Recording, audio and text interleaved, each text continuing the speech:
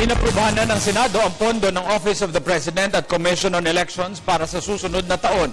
Ayon sa Senate Finance Committee, nakatakda ng isumite sa plenaryo ang mga nasabing budget. Narito ulat ni Bianca Piran. Aprobado na ng Senate Finance Committee ang panukalang 2.82 billion pesos budget ng Office para sa 2014. Mas mataas ito ng 3% o 89 million pesos kumpara sa budget nito noong nakaraang taon. Si Executive Secretary Paquito Jojo Ochoa ang nagpresenta ng nasabing budget sa chairman ng Senate Finance Committee sa pangunguna ni Senador Cheese Escudero. Tumagal lamang na 10 minuto ang pagdinig.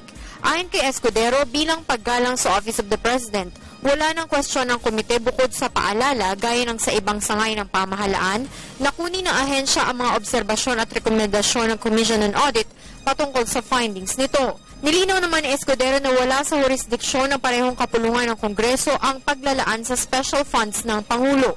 It's not in the budget even. It's an off-budget item because the President's social fund is a share from the income of PAGCOR at hindi yan ina-appropriate ng Kongreso. Tiniyak naman ng OP na susunod sila sa paalala ng komite.